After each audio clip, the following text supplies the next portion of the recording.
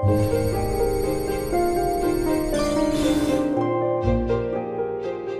is up, everyone? This is KhUnlimited, and today we're back with another episode of Shotlocked to Kingdom Hearts. This is episode 10. We finally made it to double digits. It took only 5 years, but here we are. And yeah, like I mentioned in the previous episodes, the episodes are getting views, so people are watching them. And as long as a decent amount of people are watching them, I'm okay with creating these episodes. Just a peek behind the curtains. One of the reasons I like doing this style of video / podcast is they don't take that much post-editing work. As someone who's a freelance editor, doing something that doesn't take that much editing is actually kind of freeing. So all I do is just do a cut of the dead time and then I put it up, and that's pretty much it. So yeah, so it's been pretty nice doing it, and because it doesn't take too much work other than just a bit of pre-planning and the actual recording, I feel like I'm going to keep doing this as long as people want to keep watching it. So yeah, this is episode 10, and I don't think there's anything else I need to talk about, so let's get straight into the postings. Welcome to the postings, a segment where we talk about some kind of Kingdom Hearts news. Somehow there is still Kingdom Hearts news happening. Pretty much Kingdom Hearts Missing Link has been carrying this segment, and that's pretty nice because Kingdom Hearts Missing Link is a game I'm excited about. And the news for this week is that Kingdom Hearts Missing Link images have been released. I think this was supposed to be for an ad or something, and it was just kind of leaked early, and that's why we can see it.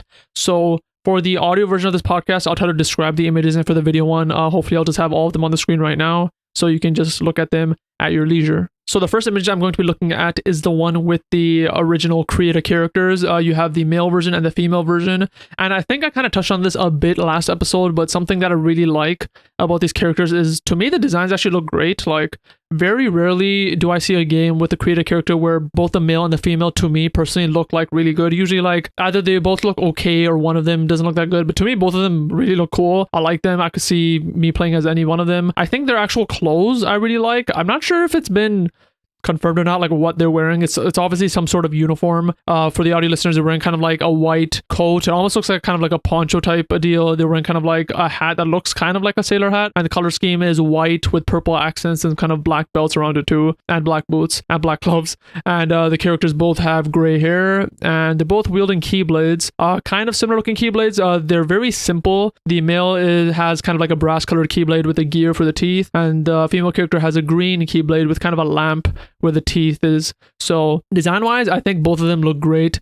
I'm assuming it's a creator character. I still don't know if it's been confirmed, but even if we weren't able to edit them and they look like this, I honestly would be fine with it, and I think they actually look pretty cool. So that's one of the images I wanted to show here. Another one of the images that I saw, which is the one that show kind of the figures, because in the game when you're using moves, you kind of have to use these figures of Disney characters. When I first saw this, I was excited because I thought this was a merch thing, because there's an image with Mickey, Donald, and Goofy, and they're on these mini pedestals and they look like figures. But I'm pretty sure these are just the images from the game, because honestly, it looks real because they have kind of these effects around them where Goofy has a lot of sparks around his shield as if he's bashing. Donald has fire around him as if he's about to cast a fire spell. And Mickey has kind of waves around his feet as if he's jumping and he's also doing a move. So they legitimately look like actual figures. So I thought these were going to be figures that are being released, but there's nothing on the picture that kind of says that these are actual figures. So I'm pretty sure these are just the little figure things that you see in game when you want to use moves. So they show these three. There's another image where they show a lot more Disney characters I should have on the screen, and for people who are listening,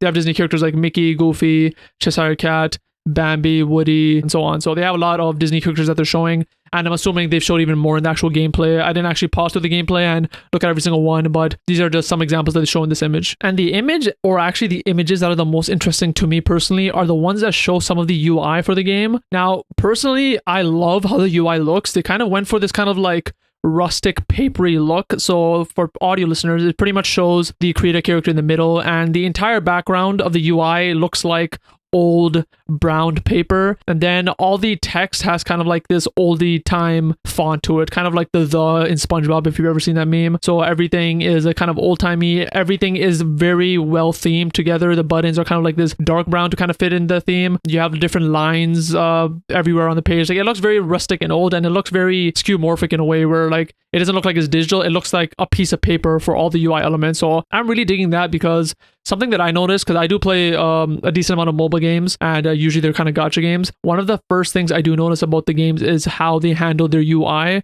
because there are so many games that when the UI is very poor and it's kind of unpolished and they're using kind of default fonts, you can tell it's kind of like a cheaper made game. And then when you have games that have really good UI elements and really good graphics and really good fonts, you can tell it's more of a high budget game. And this definitely fits in the more high budget category, because this isn't just like a good looking game with bad UI. This is clearly, they got a design team on this and designed it very well. So we actually have 2 images of the UI. There's one with the creator character, and I believe there's another one with a Mickey. So the Mickey is probably just, like I mentioned, like one of the figures you can use for an attack. So it says enhancements at the top. You can see the level of the I don't know what they're called. Like, I keep calling them figures. I don't know if there's a name. I don't know if they're called figures or like toys or what, but like, yeah, it shows like what level he is, his stats, strength. Again, on this page you can just see that it has a rustic feel of it looking like paper. So yeah, that's pretty much all the images. They all pretty much show that. Some of them also have like kind of gameplay. I don't think those are that interesting because we already got a trailer showing a lot of gameplay, so I didn't really delve too deep into that. But I thought the most interesting parts were them showing the in-game figures, them showing the creator characters kind of close up, and them also showing the main UI of the game. So that's pretty much it. There isn't actually too much more to talk about. Those are the images that I could find. And that is pretty much it for the news. Again, like I mentioned last episode, if there isn't that much news to talk about, the segment just wouldn't be in the episode. But luckily, I'm having news to talk about in every single episode so far. But yeah, that will be the end of postings. So let's move on to the Reflecting Report segment. Reflecting Report is a segment where I pretty much reflect on an existing aspect of Kingdom Hearts and talk about how it's being handled right now and maybe how it can be changed for the future of Kingdom Hearts. Now, the aspect I want to talk about today is multiple playable characters in Kingdom Hearts. And I think this is something that's kind of existed throughout Kingdom Hearts and it's been implemented in very different ways in different games. We had Birth by Sleep, which had 3 concurrent storylines. We had Dream of Distance, which was also concurrent storylines. We had something like 358 over 2 days where you could play as like pretty much every single organization member, I believe, in the multiplayer mode. We had Kingdom Hearts 3 where you could play as other characters sometimes, like Riku, and I believe you play as Roxas at some point. And so they've definitely had multiple playable characters. Pretty much every single time they had multiple playable characters, the aspect of it that is similar in every single game is that it was never in tandem. So whenever you switch to another character, it was because you were either forced to because of the story, or even if you had a choice, like Dream Drop Distance, it was because you had to switch to a character in a completely different area of the game. So when you switch from Sora to Riku or Riku to Sora, they were in a different part of the world, and when you switch to them, you were only them. It's not like you could play with the person you were controlling before. And so that worked fine, honestly. Like, I liked it, but I think a more interesting way they can change it for the future of Kingdom Hearts is if they made it more like either Final Fantasy VII Remake or even the East games, if you guys are familiar with that. And the way those games work is that if you have a party of characters like Kingdom Hearts has, like if you have, for example, Sora, Donald, and Goofy, I would like it if live while you're fighting, you can just switch to your party members and fight as them. Now, if this is a mechanic they did, they would probably have to make every single character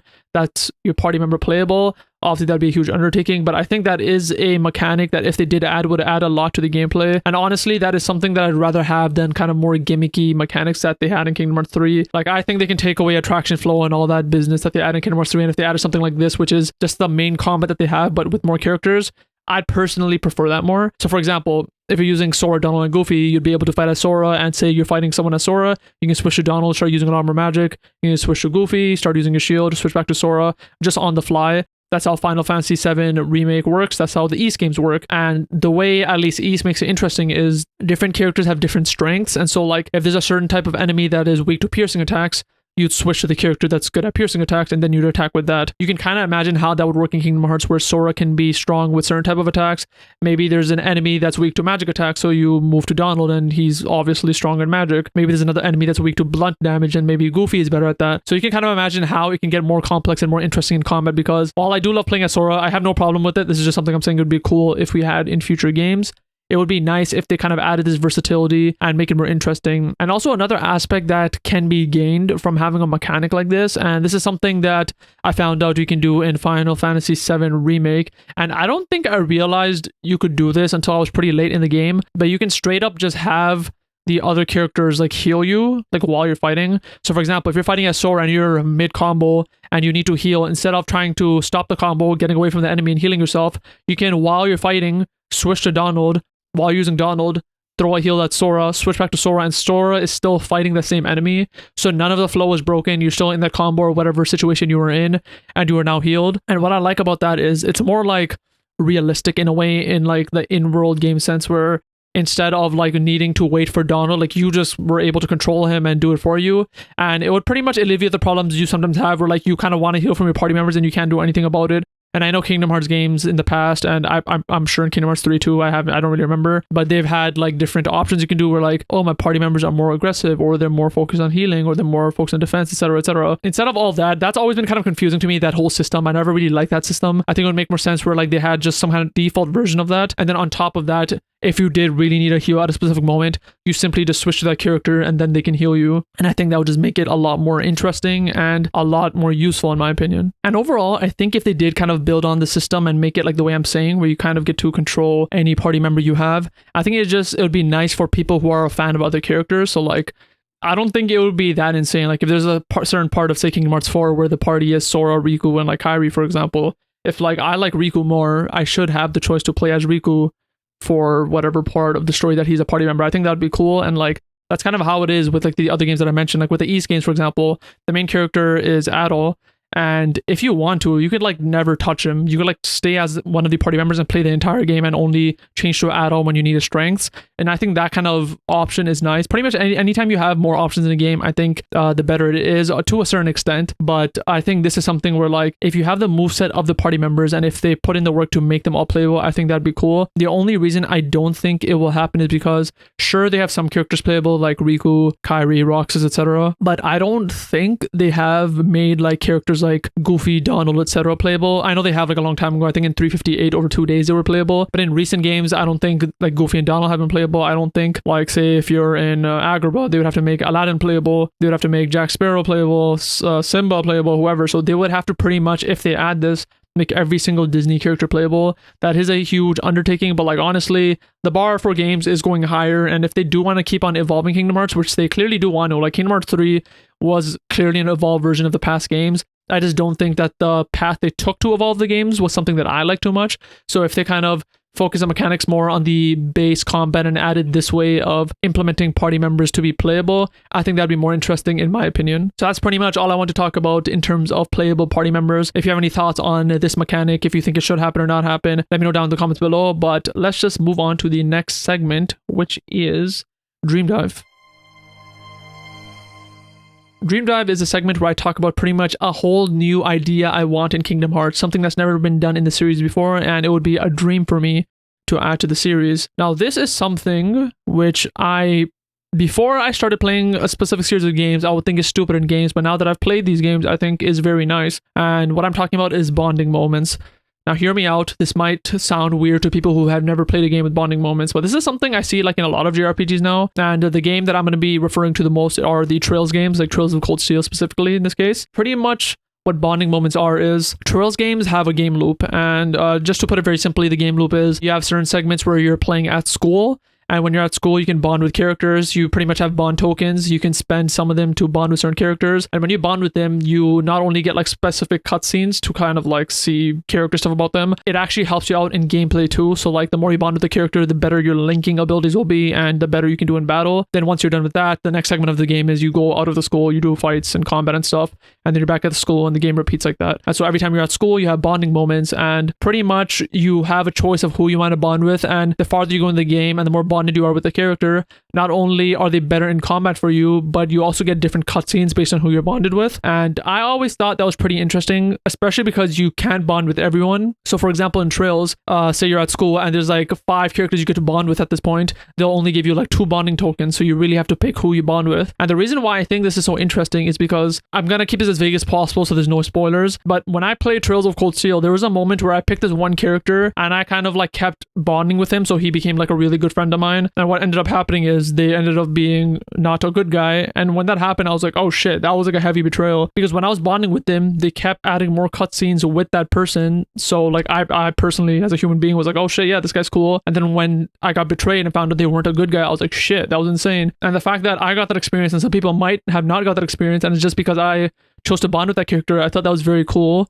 And at the end of the day, I think bonding mechanics just make sense with Kingdom Hearts. Like Kingdom Hearts is a series based on like my friends are my power, we're homies, let's go Like bonding is like a part of the series. So like the fact that they don't have bonding mechanics is pretty interesting to me. So I feel like that is something that could happen. Obviously, one change they would have to make that I noticed in every game that I played that had bonding mechanics is there has to be some kind of home base, because pretty much every game that I've played that has bonding mechanics, another example is Scarlet Nexus, is the bonding mechanics only happen at the base. So like there's a game loop where you get to go out in the world and do your battles, but once you're back at the base, that's when you get to talk to the other NPCs, learn about them, bond with them, get specific cutscenes, etc.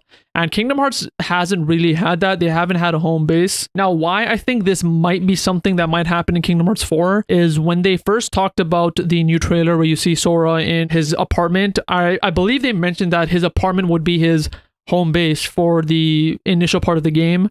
And when they mentioned that, I'm like, okay, so there is actually some kind of home base, at least for the initial part of the game. So there is possibly going to be another home base at some point. And at least the JRPGs I played, there always usually is a home base. Final Fantasy 16 is another example. It's like you have a home base, you're always there. And so if Kingdom Hearts also gets into the game loop where like, yeah, you go out into the worlds, you fight, and then you come to a specific home base and chill with the other NPCs. And if you go bond with them, I think that'd be pretty cool, especially if it meant that you not only get kind of like character moments that are kind of nice for the player playing, you also get story moments that will change based on who you bond with.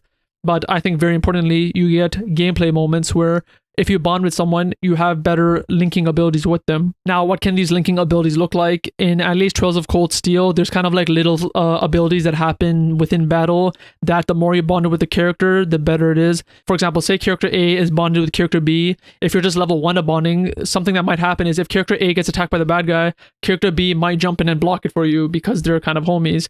If you're more bonded, what might happen is if character A attacks a bad guy, character B will end your combo and do a stronger attack. And then the more bonded they are, the more they do stuff like that pretty much. So in Kingdom Hearts, I can kind of see like, yeah, if you're bonded, like if say Sora and Riku are in the same party and say they're bonded more, maybe Riku heals Sora more often. Like maybe that's an ability that you get. Maybe like when you're doing a finisher as Sora, there might be like a mini cutscene thing where Riku joins in if you're like even more bonded, things like that, where I think if you choose to be bonded with the character in the story, seeing it reflected in the gameplay, I think can be very satisfying. Because like, yeah, if you're playing and say they have finishers you randomly do with random party members, that's kind of the norm. But if you're, as a player, bonding more with a certain character, and you actually see that being reflected in your gameplay where they're more often helping you out and doing finishers with you, I think is a pretty interesting experience. And yeah, I think that's pretty much all I want to talk about that. Whether they'll have it, like I mentioned, if they have a home-based system, I think there is a possibility of it having bonding systems, especially with the themes of Kingdom Hearts. I think it just makes sense. And so hopefully it does become a thing. Let me know if you think this will happen, will not happen. Do you like the idea? I know if I hadn't played Trails of Cold Steel, I would think this idea is kind of dumb. But now that I've experienced it in so many of the Trails games, whenever a Trails game doesn't have it, like for example, I'm playing the newest Trails game and it does not have it, it really feels lacking in terms of that aspect of it. So let me know what you think of that mechanic down below. And now we will move on to the next segment, which is Kingdom Countdown. Kingdom Countdown is a segment where I'm going to be giving you some kind of top list related to Kingdom Hearts. And today will be my top 5 Kingdom Hearts game titles. This is something that I just thought about and I'm like, you know what? This might be a fun one to do because Kingdom Hearts games have interesting titles.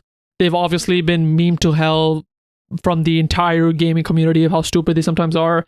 I think they're fine, but like, so they are interesting in some way. So I thought it would be fun to do a top 5. Originally, I was going to do like a top everything, like rank every single game, but that was getting too hard. So I'm just going to be doing my top 5 list of Kingdom Hearts game names. Obviously, it's going to be subjective, but kind of the rough criteria that I have for ranking these titles is going to be the meaning of the title. So if the game has a meaning that kind of connects to the game well, that's going to have extra points in my book.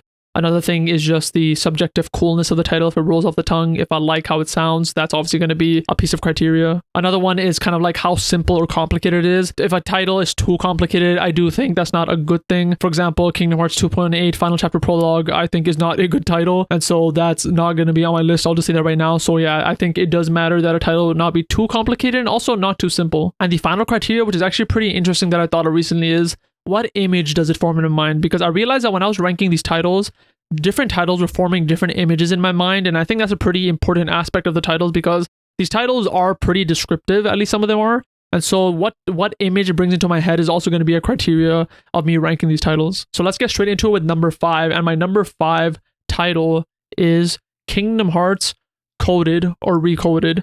Now, this one is probably going to be my simplest one, but I like how simple it is. I like how it rolls off the tongue. Kingdom Hearts coded, recoded, and simply, I just think it connects to the game pretty well. Like, Kingdom Hearts Recoded is pretty much all about you playing in a digital landscape as Sora in a digital world. And using the name coded, I think, works good.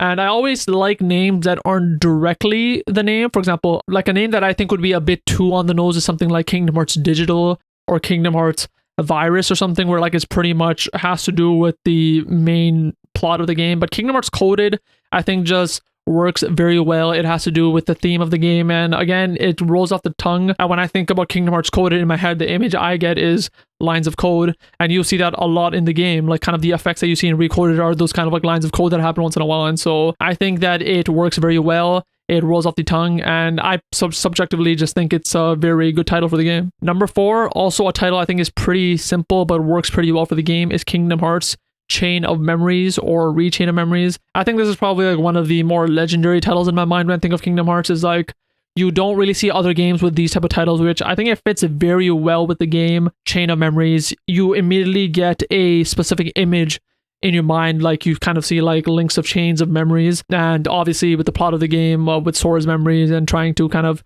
fix that, it works with the game as well. So Chain of Memories is very good. I do think also that this is probably the longest title I would allow. If it was like Chain of Disappearing Memories or something like that, I think that's a bit too much. I think Chain of Memories is like the farthest I would let it go, but I think it just fits very well. And the fact that it gives me such a specific image in my head, and not only does it give an image in my head, I think the image I get in my head is probably the same that most people would get. I think is a pretty hard thing to do with the title, and the fact that they kind of pulled that off and it works with the game is pretty nice. So that's why it comes at number 4 on my list. Number 3 on my list, which may be surprising, is Kingdom Hearts 358 over 2 days. Now, obviously, this is a game title that's memed by everyone for being too weird or too hard. I think the meaning of the game name is beautiful. The game, taking 358 days, being split by 2 people. I think just the meaning alone is why this game title is so high on my list. And also the memes of it being too complicated. Like, I'm gonna be honest, if this title is too complicated for you, you may be stupid. Like, it's not a hard title. Like, if the game was called 358 days, that's fine. Like, that's simple. Once you add a fraction, people lose their mind. So like, I think this isn't really that complex, and I think it's a simple title, honestly. It's a very simple title. And the fact that the meaning is just, it's such a great meaning. I just love the meaning, and like, you really don't get it until you're like at the end of the game, which I really love. Just the meaning alone is something that would put it pretty high on my list. And the fact that it kind of, in my opinion, it doesn't roll off the tongue the best, but I don't think it's bad. Like, I don't think it's bad as people say, and so because of that and the meaning, it comes at number 3 on my list. For number 2 on my list, this may be funny, but it's Kingdom Hearts Missing Link. It's funny because the game is not out yet, so I can't really talk about the meaning too much. But at least based on what we know about the game and the trailer mentioning that they're trying to kind of fill in a blank area and telling us more, I think that alone kind of tells us why this game title is so good. Missing link, obviously referring to the missing link in a system or a chain link. That's the image I get in my mind. I'm not sure what other people get, but like, when I think of missing link, I think of like a chain link and one of them is missing. And I think that's what this game's purpose is, because we kind of have the story of Kingdom Hearts Unchained Key and the history of Keyblade wielders, and we kind of have the story of Kingdom Hearts Birth by Sleep and the modern era of Kingdom Hearts. But we have this kind of like fuzzy area in between where we don't know too much specifically what happened. And the fact that we've been kind of filling this in with Kingdom Hearts Dark Road, and now we're getting Kingdom Hearts Missing Link, I think the name like literally is bang on for what it is. Honestly, they could have even named it like Kingdom Hearts Blank Era. I think it would have been equally as good. But Missing Link, the fact that it makes sense with what the game, not only does it make sense with what the game's story is probably going to be, but the fact that it makes meta sense with what the game is supposed to do in the timeline of Kingdom Hearts. And I think it just brings a great image of my mind where like, yeah, I see a chain link of Kingdom Hearts games, and the Missing Link literally is Kingdom Hearts Missing Link in between. I think all of that just matches very well, and that's why it's so high on my list at number 2, even though the game isn't even out yet. And also on top of that, I think it just rolls off the tongue very well. I like saying Kingdom Hearts Missing Link. It makes sense. It's not too long. Sometimes when titles are announced, people are kind of, abrasive towards it. I don't think that's happened with Missing Link at all to me. So I think that's why, and the meaning and kind of the meta meaning of the name is why it comes at number 2. Now, the number 1 Kingdom Hearts game title, in my opinion, and I'll be honest, the reason that's up here is for a lot of reasons, but one of the main reasons is just how cool it sounds to me, is Kingdom Hearts Dark Road. I think that is just such a baller title. I really love the title, and like all the titles I mentioned, it makes sense. It's literally the dark road that Xehanort walks. We see his story of how he goes from, kind of like a good Keyblade wielder and him taking the dark road. Like story-wise, it makes complete sense. In terms of an image, we all see the same image of a dark road, and like it's just a perfect name in my opinion. It's a perfect name, and not only is it a perfect name, but if a name makes sense, that's one thing, but for it to sound dope is another thing. So, and because of that is number one. Whereas some of the other titles like Chain of Memories is good. I don't think it's perfect because it is a bit too long for me. Dark Road, very short. 8 characters, and everything else that I mentioned just makes it perfect for what the game is, and the image in my mind is just very clear, and I like it. Kind of like this eerie vibe, and the fact that it's a game about the main villain of the series is even cooler. So that's why Kingdom Hearts Dark Road comes number 1. And that brings us to the end of Shotlocked episode 10. Hopefully you enjoyed this episode. If you guys have any opinions on any of the topics to talk about, please let me know down in the comments below. The more comments there are, the better it is. I really love discussing these topics, which is why I'm making a video on these topics. If I didn't like it, I wouldn't be doing it. So if you have any thoughts, good or bad, just let me know down in the comments below. I read everything, and I would love to kind of talk to you about some of these topics. In terms of any admin stuff about the channel, I have tried live streaming a bit on KhUnlimited. So like if you don't know, if you're listening to this on audio, I also do video podcasts on my YouTube channel, KhUnlimited, and I have been trying streams here and there.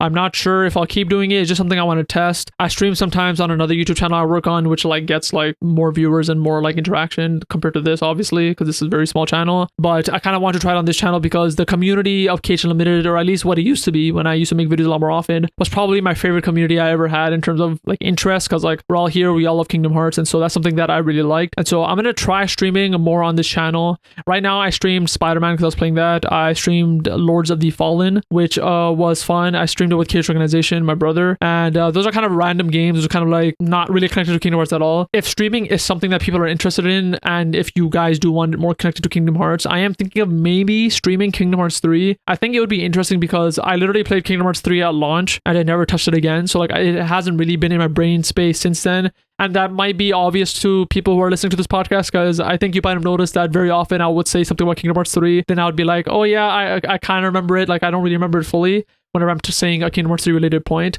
And so maybe giving it another playthrough is necessary at this point if I want to continue this podcast. So if streaming is something that does kind of work on this channel, maybe Kingdom Hearts 3 is something I can stream and see how that does.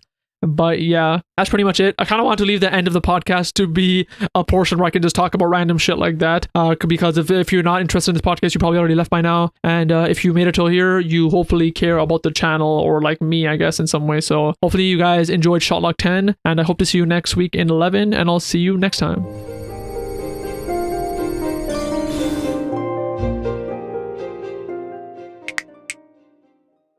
Hopefully autofocus was good in this episode. I will see you in editing.